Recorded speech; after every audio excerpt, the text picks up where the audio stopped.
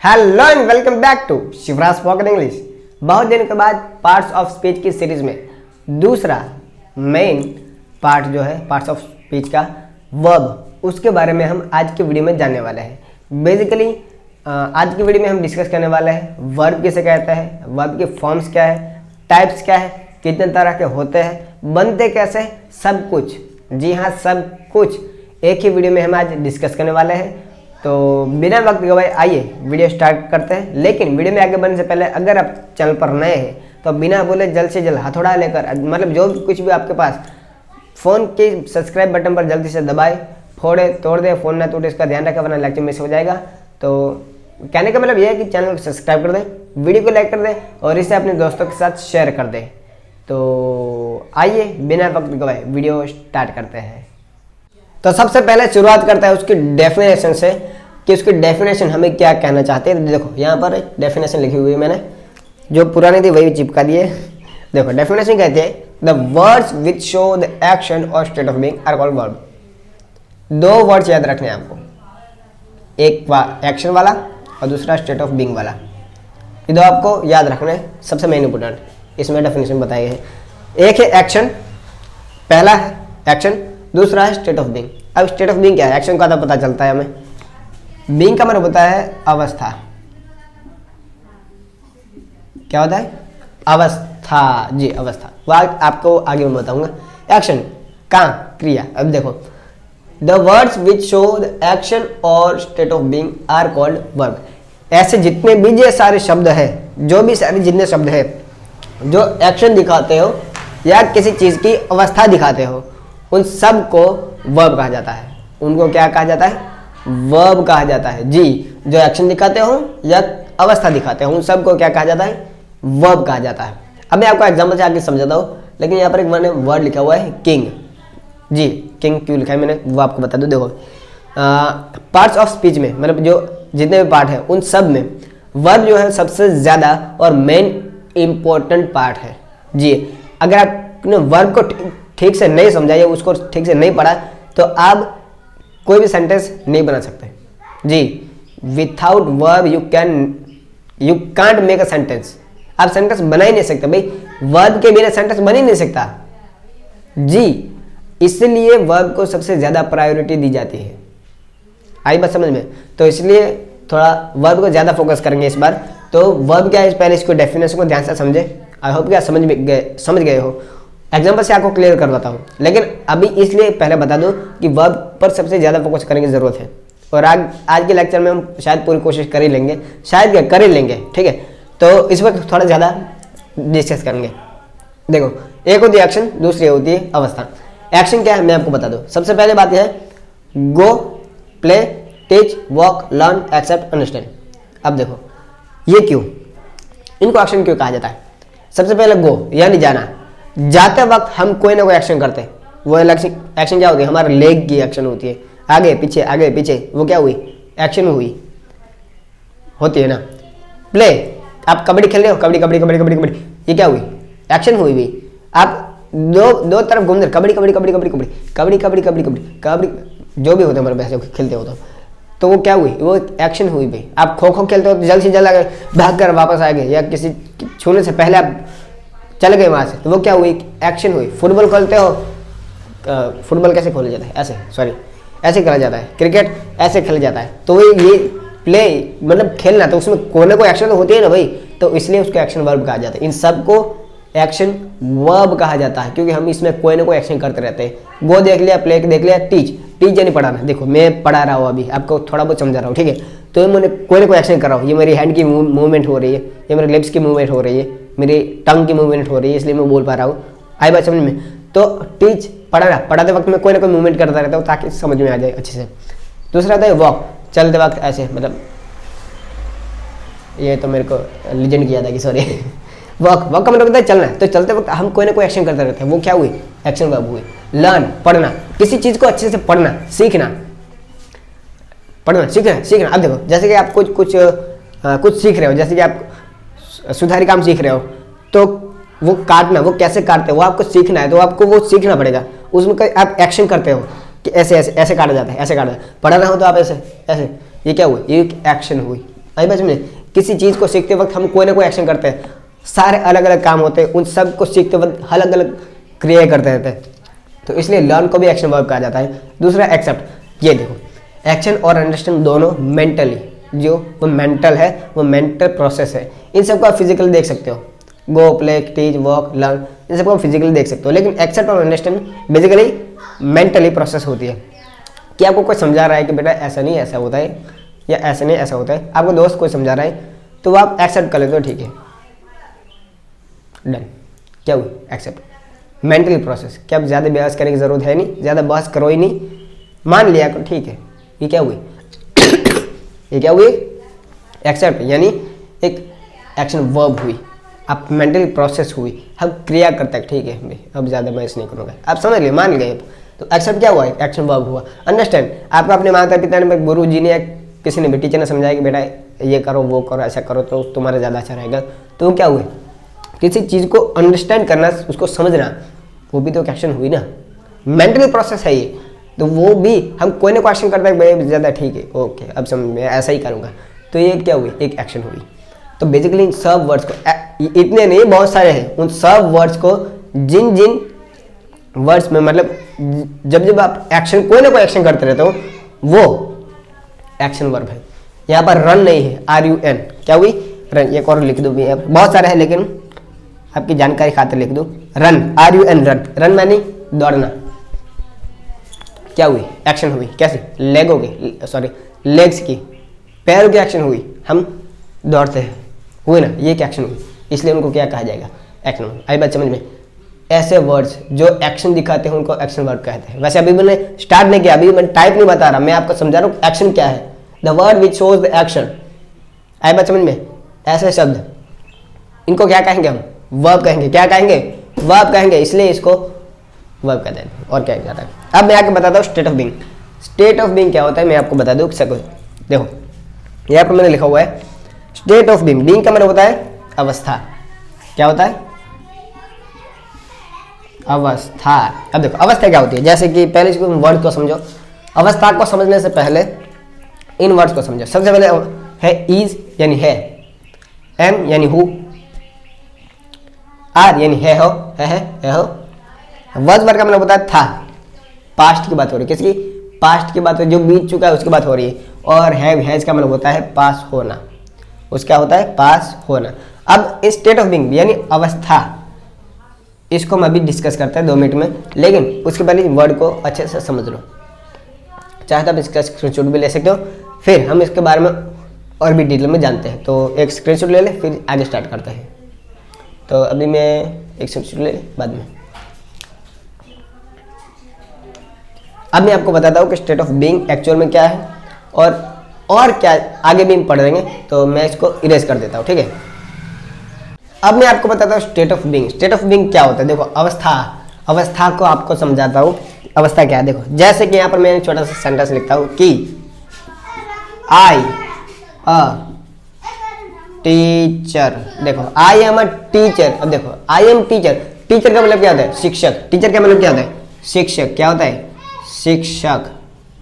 क्या होता है? शिक्षक। तो टीचर, टीचर का मतलब क्या होता है? शिक्षक। तो यहाँ पर कौन सा लगेगा? एम। आई के साथ क्या लगता है? एम। क्या लगता है? एम। तो एम क्या हुआ? वर्ब हुआ। क्या हुआ? वर्ब हुआ। क्यों? क्योंकि टीचर जो है वो एक अवस्था है। क्या है?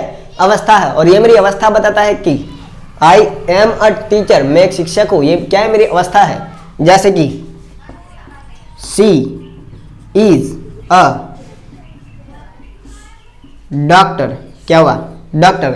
इज क्या हुआ? वर्ब हुआ। क्यों? क्योंकि वो एक अवस्था बताता है कि वो डॉक्टर है। क्या वो डॉक्टर है? वो एक अवस्था बताता है। वो कौन है? वो डॉक्टर है। कौन है? वो डॉक्टर है। तो इज क्या हुआ? अवस्था। अवस्था बताता है। वो क्या हुआ? एक state of being. State of being. तो इसको बेसिकली क्या कहेंगे हम? वर्ब कहेंगे। क्या कहेंगे हम? वर्ब कहेंगे। जैसे अब देखो, जैसे कि इज हो गया, एम हो गया, आर। अब देखो वी आर हम क्या है? We are students. स्टूडेंट्स। तो आर क्या हुआ? आर वो क्या हुआ? आर वो हमारा वर्ब हुआ। क्यों? क्योंकि स्टूडेंट ये हमारी अवस्था है। अभी हम पढ़े, अभी हम टीचर नहीं बने, हमें कुछ बनना है, हमें कुछ करना है। तो उसके लिए हमें क्या करना होगा? पढ़ना होगा, पढ़ने के लिए हम स्टूडेंट बनेंगे, तो student, we are student, are, वह क्या, आर क्या हुआ, वो वर्ब हुआ। तो ये जो भी सारे जितने भी वर्ड्स है जो अवस्था बता रहे हैं, हैव, हैज, इन सब को हम क्या कहेंगे, इन सब को हम वर्ब कहेंगे। क्या कहेंगे, वर्ब कहेंगे। आगे इसको हम देख लेते हैं। Have has, have has, have has का मतलब क्या होता है, हैव हैज का मतलब होता है था, सॉरी पास होना, पास होना मतलब, पास होना मतलब जैसे जी पास होना ये नहीं होता, पास होना मतलब किसी चीज का होना। जैसे कि ये क्या है, मार्कर है, मेरे पास मार्कर है, I have marker, I have marker. तो ये अवस्था है मेरी कि मेरे पास मार्कर है, मेरे पास मार्कर है, ये मेरी अवस्था है। ये घड़ी है, watch, it is, this is watch.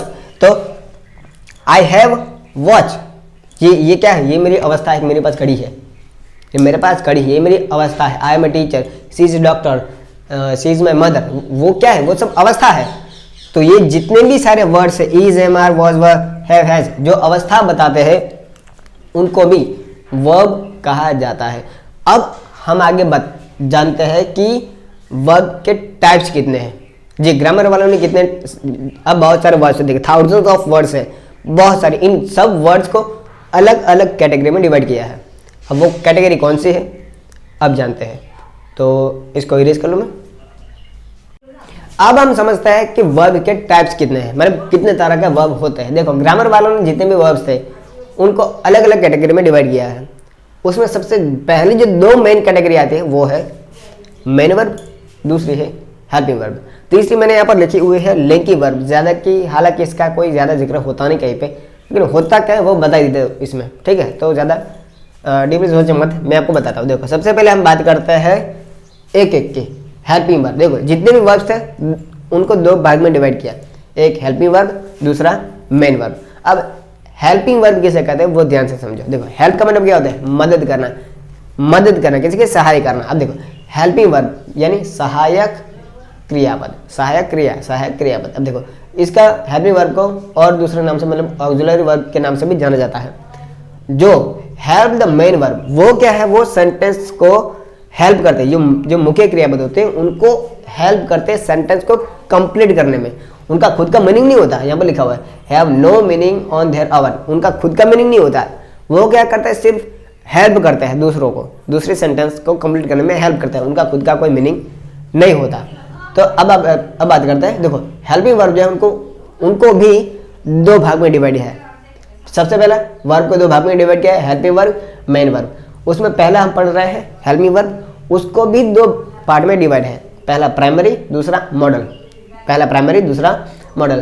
Primary में सिर्फ तीन ही वर्ब है, be, do, have, be, do, have, be, do, have. ये प्राइमरी वर्ब है, प्राइमरी ऑक्सिलरी वर्ब है, प्राइमरी ऑक्सिलरी वर्ब है। और दूसरा जो है वो है मॉडल, मॉडल ऑक्सिलरी वर्ब। वो कितने हैं देखो, वो 13 हो गए, 2, 4, 6, 8, 10, 10 और 3 13 हुए। तो देखो कुल जो मेन वर्ब, सॉरी कुल जो हेल्पिंग वर्ब है, सारे के सारे जितने भी हेल्पिंग वर्ब है वो सारे 16 है। वो टोटल कितने हैं, 16 है। 13 ये और मतलब 13 मतलब 13 ये और ये मेरा मतलब ये 3, तो 13 और 3 16 हो गए।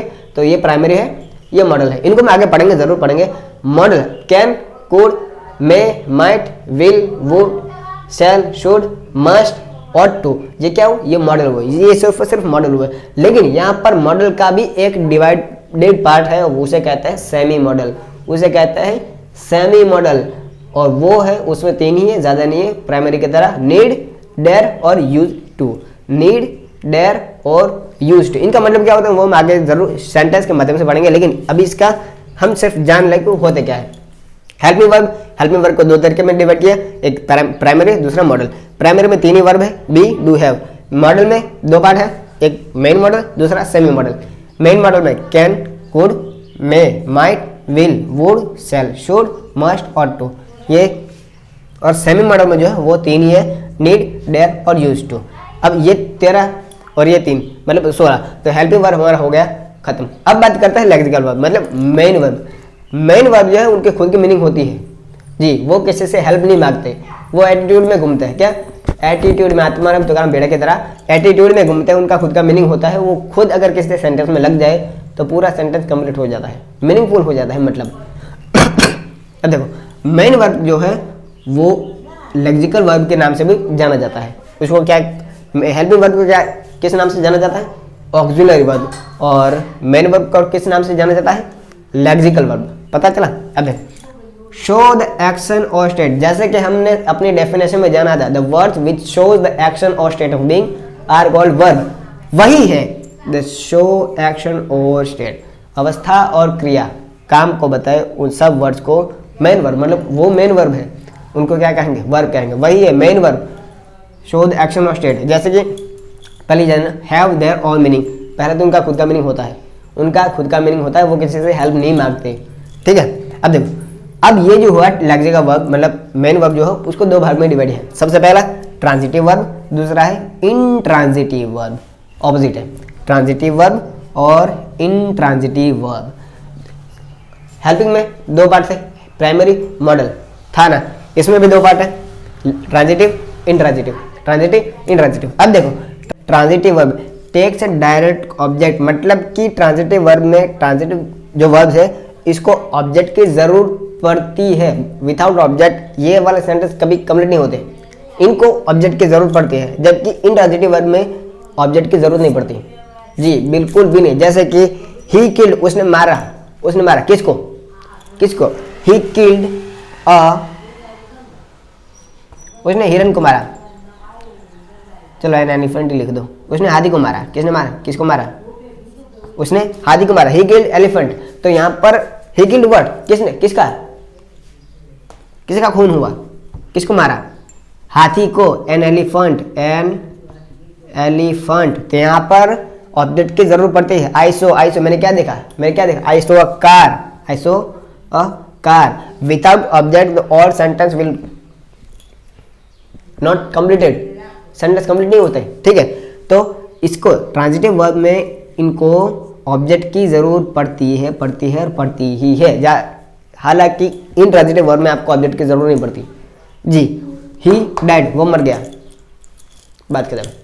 जी, ही डाइड, खत्म, बात ही खत्म। ही डाइड, वो मर गया, वो मर गया, या कोई जो भी हो। ठीक है, तो इसमें आप ऑब्जेक्ट ना भी लगाओ तब भी सेंटेंस कंप्लीट हो जाएगा। लेकिन इसमें अगर आप ऑब्जेक्ट नहीं लगाते, ट्रांजिटिव वर्ब में अगर आप ऑब्जेक्ट नहीं लगाते, इन वर्ब्स को नहीं लगाते, वो सेंटेंस इनकम्प्लीट रहता है, वो आधा रहता है। आई बात समझ में?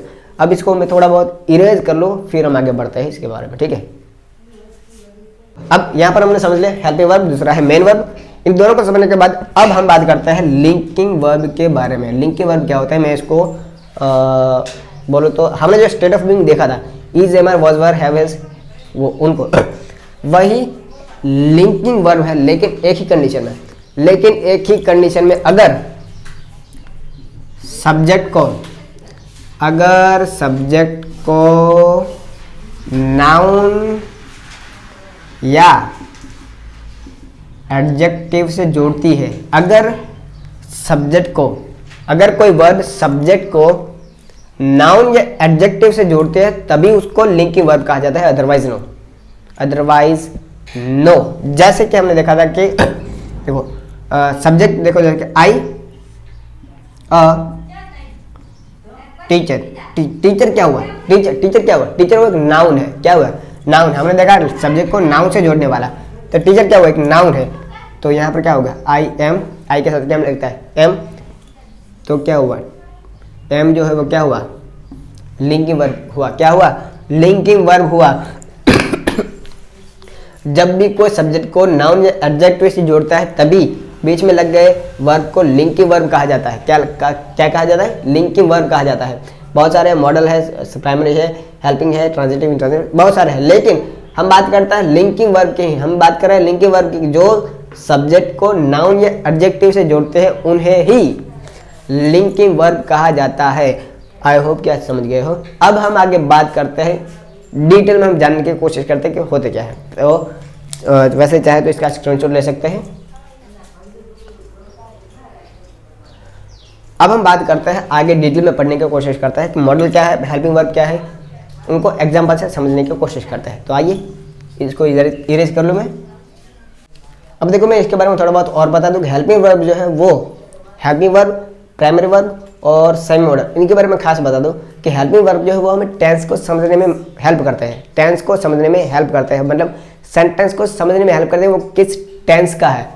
हेल्पिंग वर्ब कौन हेल्प करता है?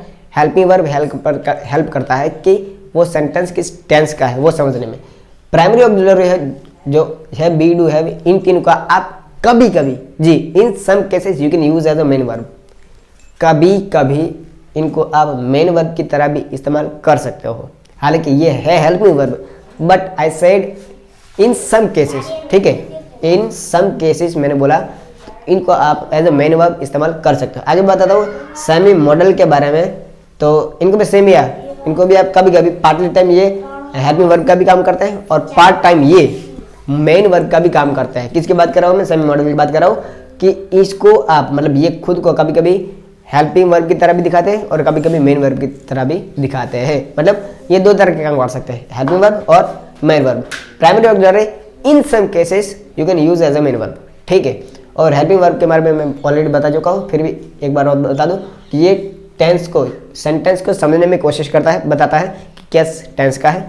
दूसरा, ये इंटरोगेटिव या नेगेटिव सेंटेंस बनाने में हेल्प करता है। जी, ये सिर्फ पॉजिटिव सेंटेंस नहीं, इंटरोगेटिव और नेगेटिव सेंटेंस बनाने में भी बहुत हेल्प करता है। इतना ये बताना ट्राई किया था। तो अब मैं आपको बता दूँ आगे हम क्या बनने वाले हैं। अब हम बात करते हैं मॉडल के बारे में। मॉडल एक्चुअल में होते क्या है? देखो, वो एक तरह का हेल्पिंग वर्ब भी है, मैंने पहले भी कहा था, वो सेंटेंस को मीनिंगफुल बनाने में हेल्प करते हैं, ठीक है।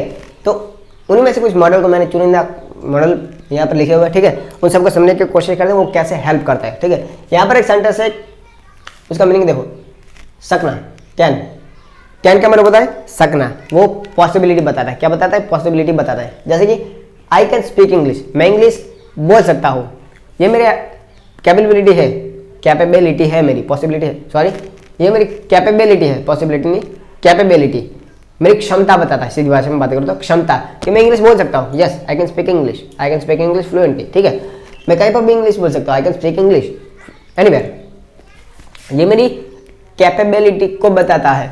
दूसरी तरफ देखो, इट कुड बी एनीथिंग, यहाँ पर कुछ भी हो सकता है, कुछ भी हो सकता है, ये मतलब बताता है, ठीक है, ये पॉसिबिलिटी बताता है, पॉसिबिलिटी भी बताता है कि यहाँ पर कुछ भी हो सकता है। यहाँ पर बम धड़का भी हो सकता है, ढम बम जो भी होता है, ठीक है। यहाँ पर कोई आकर मेरे को 2-4 थप्पड़ भी मार सकता है, क्यों मारे मेरे को, ठीक है, मजाक कराओ, ठीक है।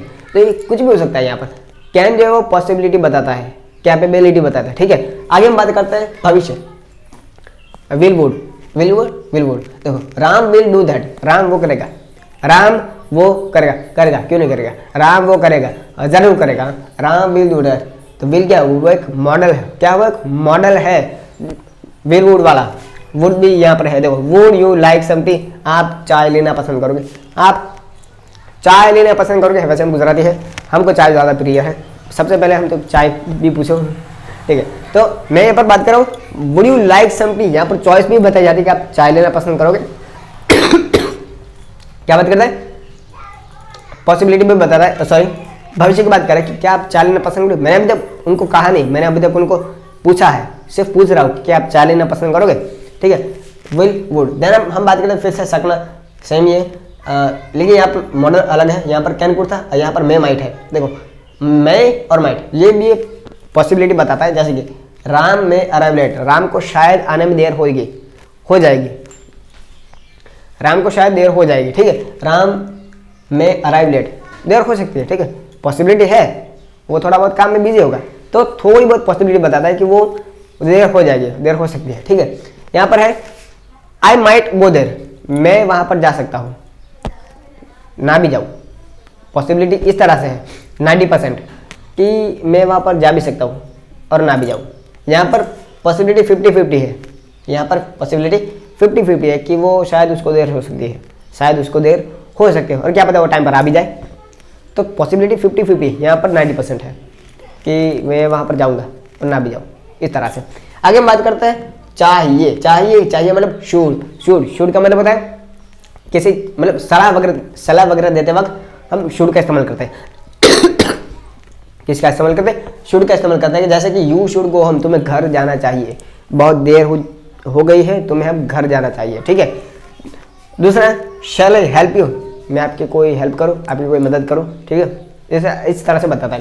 तो चाहिए मैं आपको कोई हेल्प कर सकता हूँ वगैरह, इस तरह से मतलब चाहिए।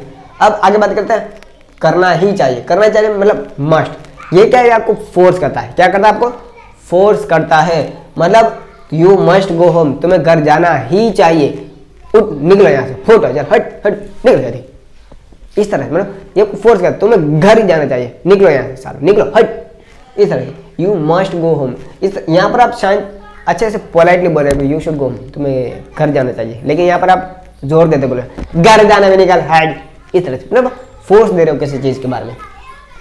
दूसरा सेंटेंस है you ought to respect your parents. यहाँ पर देखो ऑट टू वो एक वो बताता है नैतिकता, नैतिकता बताता है पोलाइटली कि you ought to respect your parents, तुम्हें अपने माँ बाप की, अपने माता पिता की, अपने माँ बाबा की, सबकी मतलब सभी एक ही है, उनकी रिस्पेक्ट करना चाहिए, उनका आदर करना चाहिए, उनका सम्मान करना चाहिए। आई बात समझ में? तो you ought to respect your parents, तुम्हें अपने माँ बाप के आदर करना चाहिए, उनका सम्मान करना चाहिए। तो ये क्या है, नैतिक है, नैतिक फर्ज है हमारी, ये भी एक मॉडल है। फिर हम बात करते हैं करना ही जरूर है, करना जरूर है, नीड का मतलब होता है जरूरत, जरूरत क्या होता है नीड का मतलब होता है जरूरत मतलब you need not to worry about me, तुम्हें मेरे बारे में ज्यादा चिंता करने की जरूरत नहीं है, जरूरत नहीं, ये जरूरत बताए लेकिन ये नेगेटिव सेंटेंस है। You need not worry about me, तुम्हें मेरे बारे में ज्यादा चिंता करने की जरूरत नहीं है, ठीक है। यहाँ पर सेंटेंस है you don't need worry about me, तुम्हें मेरे बारे में चिंता करने की ज्यादा जरूरत है ही नहीं। लेकिन यहाँ पर नीड जो है वो हेल्पिंग वर्ब की तरह यूज हुआ है, और डू नॉट का मतलब होता है डू प्लस नॉट, ये जो है ये मेन वर्ब है, क्या है, मेन वर्ब है। नीड जो यहाँ पर है वो है क्या, वो है हेल्पिंग वर्ब है, और यहाँ पर मेन वर्ब की तरह कौन यूज हुआ है, डू नॉट, डू का यूज हुआ है मेन वर्ब की तरह, ठीक है। तो मैंने क्या कहा था, मॉडल जो है वो सिर्फ हेल्प करता है कभी कभी, और कभी कभी ही कभी कभी सिचुएशन में ये मेन वर्ब की तरह यूज हो सकता है, लेकिन अभी यहाँ पर हेल्प कर रहा है और यहाँ पर हेल्प भी कर रहा है, ठीक है। तो अब बात करते हैं हम डेयर के बारे में बहुत सुना हो, तुझे ये डेयर देता हूँ, तुझे वो डेयर देता हूँ। डेयर का मतलब होता है साहस करना जी, जैसे कि I dare anyone to go there, मैं किसी को मैं मतलब यहाँ पर मेरे बारे में बात हो रही, I dare anyone to go there, यहाँ वहाँ पर जाने की किसकी हिम्मत है, वहाँ पर जाने की किसकी हिम्मत है। डेयर मैं साहस की बात कर रहा हूँ कि वहाँ पर किसकी हिम्मत है, किसकी छप्पन चाहते हैं वो जहाँ वहाँ पर जाए, चूड़े लोग के घर में कहाँ जहाँ भाई, मतलब साहस की बात हो रही है यहाँ पर कि कौन जा सकता है, किसमें इतनी हिम्मत है। यहाँ पर भी सेम है, डज एनीवन गो देयर, क्या वहाँ पर कोई जा सकता है, किसमें इतनी हिम्मत है होता है ना। वो गुजराती फिल्म में एक डायलॉग था, नरेश जो मतलब एक्टर थे उनका, कि कौनी माए सवा शेर चूंट कादी छे, अब एक बहुत अच्छा डायलॉग था वो, मेरा फेवरेट था। तो मतलब वो साहस बताता कि कौनी माए सवा शेर चूंट कादी छे, ऐसे वो बोलते थे। तो सेम यहीं पर वही हुआ है, वो साहस बताता है कि डज एनीवन गो देयर, क्या वहाँ पर कोई जा सकता है, क्या वहाँ पर कोई जा सकता है, होता है ना। सेम तरह उसी तरह साहस की बात हो रही है डर की। आगे बात करते हैं किया करता था, देखो यहाँ पर जो वो आदत की बात हो रही है, किसकी आदत की, आदत मतलब बहुत से लोगों को थोड़ी बहुत किसी चीज़ की आदत होगी, जैसे कि आई यूज टू लाइक कॉफ़ी, मुझे देखो यूज टू की बात हो रही है, यूज टू मतलब यूज टू का मतलब होता है कोई आदत थी, पहले थी, पास्ट की बात करो कि कोई आदत थी, जैसे कि आई यूज टू कॉफ़ी, मुझे कॉफ़ी पीने की आदत थी, अभी की बात नहीं करें, अभी मेरे को कोई कॉफ़ी पीने की आदत नहीं है। अभी I am use to tea, अभी मेरे को चाय की आदत है, चाय की तलब है, चाय की लत है। अभी I am use to tea, ठीक है, अभी मेरे को चाय की लत है, चाय की आदत है, पहले नहीं थी। आई यूज टू लाइक कॉफ़ी, पहले थी अभी नहीं है, और इसमें अभी है, ठीक है। आई बात समझ में? तो यूज मतलब किया करता था, मुझे चाय पीने की आदत थी, तो वो मेरी आदत बताते हैं। आई बात समझ में? ये थे कुछ मॉडल जो आपको अच्छे से आई होप के समझ में आ गए होंगे। अब देखो ये जो सारे मॉडल है वो हेल्प करते हैं सेंटेंस को कंप्लीट करने में। कभी कभी in some cases he takes a place of main verb, ठीक है, बाकी ये सिर्फ हेल्प करते हैं। और अब हम बात करते हैं वर्ब के फॉर्म्स के बारे में। तो अगर आपको स्क्रीनशॉट वगैरह लेना है तो इसका ले सकते हो। आई होप कि आपने लिख लिया होगा, स्क्रीनशॉट वगैरह ले लिया होगा, बाद में लिख लेना, ठीक है, भूलना मत। और चैनल को सब्सक्राइब करना बिल्कुल नहीं भूलना। मतलब अगर आप अभी भी ऐसे बैठे हो तो जल्दी से जल्द चैनल को सब्सक्राइब कर दे, वीडियो को लाइक कर दे और इसे अपने दोस्तों के साथ शेयर कर दे, ठीक है। अब हम बात करते हैं वर्ब के फॉर्म्स के बारे में, तो इसको मैं इरेज कर देता हूँ। तो अब बात करते हैं वर्ब के फॉर्म्स के। वर्ब के फॉर्म्स क्या होता है, पहले उसके टाइप्स देख ले, बाद उसके वर्ब के फॉर्म्स के बाद उसके बारे में बात करते हैं। सबसे पहले टाइप की बात करते हैं रेगुलर वर्ब और इनरेगुलर वर्ब। देखो रेगुलर वर्ब इनरेगुलर वर्ब किसे कहेंगे, सीधी भाषा में देखो, छोटे से डेफिनेशन है, द सेकंड और third form and in ED. Second और थर्ड फॉर्म, जिस वर्ब की सेकंड और थर्ड फॉर्म, सेकंड पास्ट और थर्ड पास्ट पार्टिसिपल, जिसके सेकंड और थर्ड फॉर्म ईडी से खत्म होती हो, जिसके पीछे ईडी हो बेसिकली, वो क्या है, वो रेगुलर वर्ब कहलाता है। क्या कहलाता है, रेगुलर वर्ब कहलाता है। जैसे कि लुक, लुक्ड, लुक्ड, यहाँ पर सॉरी मैंने गलत लिख लिया, ईडी। लुक की सेकंड फॉर्म क्या होगी, लुक्ड, पीछे ईडी आएगा, यहाँ पर भी ईडी आएगा, तो लुक वो क्या हुआ, V1, यानी हमारी बेस फॉर्म हुई। क्या हुई, हमारी बेस फॉर्म हुई। और उसकी सेकंड और थर्ड फॉर्म बनाते वक्त उसके पीछे ईडी लगाना जरूरी है। क्या हुआ, उसके पीछे ईडी लगाना जरूरी है, उसके पीछे ईडी लगाना सबसे ज्यादा जरूरी है, तभी उसकी वर्ब की फॉर्म बदल जाएगी, ठीक है। तो जिस वर्ब के सेकंड और थर्ड फॉर्म में ईडी हो वो क्या कहलाते हैं, हमारी रेगुलर वर्ब कहलाते हैं। और इनरेगुलर वर्ब किसे कहेंगे, जिसकी सेकंड और थर्ड फॉर्म आर डिफरेंट, अलग हो। क्या हो, अलग हो, जिसकी सेकंड और थर्ड फॉर्म अलग हो, बेस फॉर्म से कंप्लीटली डिफरेंट हो, उन्हें इनरेगुलर वर्ब कहते हैं। अब ध्यान से डिफरेंट समझो, जिसकी सेकंड और थर्ड फॉर्म में ईडी हो तो रेगुलर, जिसमें ईडी ना हो वह इनरेगुलर वर्ब। अच्छे से समझो, आई बात समझ में। अब देखिए, जैसे कि हम यहाँ पर 4 एग्जाम्पल मैंने लिखे हुए। सबसे पहला एग्जाम्पल है वर्क। वर्क यानी काम करना, वर्क यानी काम करना, किसी पर काम करना, किसी चीज पर काम करना, वर्क यानी काम करना। तो उसकी सेकंड फॉर्म क्या होगी, वर्क, इसके पीछे ईडी लगेगा। थर्ड फॉर्म क्या होगी, वर्क, सेम ही, उसके पीछे ईडी लगेगा। तो जिस वर्ब की सेकंड और थर्ड फॉर्म के पीछे ईडी लगे उसे क्या कहेंगे हम, रेगुलर वर्ब कहेंगे। उसे क्या कहेंगे, रेगुलर वर्ब कहेंगे। जिसकी सेकंड और थर्ड फॉर्म में ईडी लगेगा वो क्या कहलाएगी, हम रेगुलर वर्ब। सही। आप देखो यहाँ पर एक टिप्स और ट्रिक बता दूं थोड़ी बहुत, कि जिस वर्ब या V4 और V5 बनाना चाहते हो, जिस भी वर्ब की आप V4 और V5 बनाना चाहते हो, उसमें एक छोटी सी ट्रिक है कि जिस भी वर्ब की आप V4 बनाना चाहते हो तो उसके पीछे S लगा दो, जिस भी वर्ब के पीछे, ठीक है। और किसी वर्ब की अगर आप V5 बनाना चाहते हो, मतलब प्रेजेंट पार्टिसिपल बनाना चाहते हो, तो उसके पीछे ING लगा दो। क्या लगा दो, ING लगा दो, ये खास हो जाएगा भाई। ये अच्छे से देखो, कुछ भी आप प्रिपेयर कर रहे हो, किसी भी मतलब बोलने के लिए, इंग्लिश की अगर आप तैयारी कर रहे हो, इंग्लिश पर थोड़ा बहुत फोकस कर रहे हो, उसके समझने की कोशिश कर रहे हो, तो V1, V2, V3 आपके वोकैब के बिना नहीं बोल सकते, ठीक है। वोकैब को सबसे ज़्यादा जरूरी देना होगा, महत्व देना होगा, तभी आप बोल पाएंगे। तो सबसे ज़्यादा स्पेलिंग तैयार करें, वर्ब्स तैयार करें, ताकि आप अच्छे से फ्लुएंट इंग्लिश बोल पाए। अब देखो, उसमें भी आप फर्स्ट, सेकंड और थर्ड फॉर्म इसको आप तैयार करना ही होगा जी। कोई भी आपको तैयार करनी होगी, फर्स्ट, सेकंड, थर्ड फॉर्म, कितने भी वर्ब्स हो, आप जितनी भी आपको समझ में है उन सबको तैयार करना होगा। V4 और V5 ऑटोमेटिक बन जाएगी। V4 बनानी है S लगा दो, V5 बनानी है ING लगा दो, हो जाएगा। लेकिन V1, V2, 3 इसको आप तैयार करना होगा, इसको आपको तैयार करनी ही होगी। अब पहला समझ लिया, देखो वक्त, जिसके पीछे ईडी है, फिर वापस आते हैं अपने टॉपिक पे। जिसके पीछे ईडी हो वो रेगुलर वर्ब, वर्क, पीछे ईडी, ये रेगुलर वर्ब। अब देखो सेम, V4 में S लगा दो, V5 में ING लगा दो, हो जाएगा, ठीक है। आगे हम बात करते हैं गो। गो का मतलब होता है जाना। गो का मतलब क्या होता है, जाना। गो का मतलब होता है जाना। अब देखो उसकी पास्ट और पास्ट पार्टिसिपल का V2 और V3 देखो, पीछे ईडी नहीं है। क्या है, पीछे ईडी है ही नहीं, तो वो क्या हुआ, हमारा इनरेगुलर वर्ब हुआ। क्या हुआ, हमारा इनरेगुलर वर्ब हुआ। क्या हुआ, हमारा इनरेगुलर वर्ब हुआ। जैसे देखो गो, वेंट, गोन, यहाँ पर कहीं पे भी ईडी नहीं है, फर्स्ट, सेकंड, थर्ड फॉर्म में। फर्स्ट में तो होगी ही नहीं, सेकंड, थर्ड फॉर्म में ईडी है ही नहीं लास्ट में, तो वो हमारा इनरेगुलर वर्ब हुआ, वो हमारा रेगुलर वर्ब हो ही नहीं सकता, ठीक है। और सेम वही पीछे S लगा दो और V5 में ING लगा दो, हो जाएगा। अब देखो अगला वाला है लुक। लुक का मतलब क्या होता है, देखना, किसी को देखना, किसी चीज पर देखना, नजर डालना। लुक यानी देखना, उसके पीछे सेकंड और थर्ड फॉर्म बनाने, उसके पीछे ईडी लगाना होगा। ईडी लगाया तो क्या हुआ, रेगुलर वर्ब हुआ। क्या हुआ, हमारा रेगुलर वर्ब हुआ। और सेम V4 V5 बनाते वक्त V4 में S लगा दो और V5 में ING लगा दो, हो जाएगा। और आखिरी में है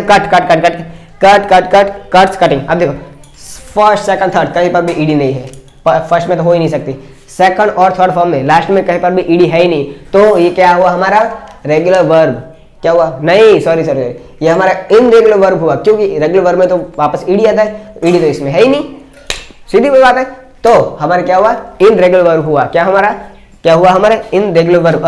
सेम V4 और V5 में, V4 में ऐसे लगा दो, V5 में वापस पीछे से आएंगे लगा, हो जाएगा। ठीक है, तो अब आई बात समझ में, रेगुलर वर्ब और इनरेगुलर वर्ब अच्छे से समझ में। जिसके पीछे ईडी हो वो रेगुलर वर्ब, जिसके पीछे ईडी ना हो वो इनरेगुलर वर्ब। ठीक है, आई बात समझ में।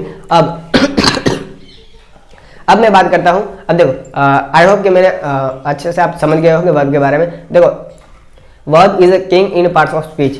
वर्ब जो है वो सबसे ज्यादा जरूरी है, उसको किंग माना जाता है। तो अगर आप फ्लुएंट इंग्लिश बोलना चाहते हो, ग्रामर को पक्का करना चाहते हो, तो वर्ब पर थोड़ा ज्यादा फोकस करना। ठीक है, ग्रामर में फोकस करो, यही वही करना। ठीक है, तो अब देखो, अब अच्छे से समझो कि अगर आपने अभी तक वर्ब की अच्छे से सीरीज आ गए हो ना, तो अगर आप अभी तक आपने चैनल को सब्सक्राइब नहीं किया तो जल्द से जल्द चैनल को सब्सक्राइब कर दे, वीडियो को लाइक कर दे और इसे अपने दोस्तों के साथ शेयर कर दे। अब देखो ध्यान से समझो, पार्ट्स ऑफ स्पीच की सीरीज में आज का हमारा ये वर्ब का चैप्टर होता है खत्म।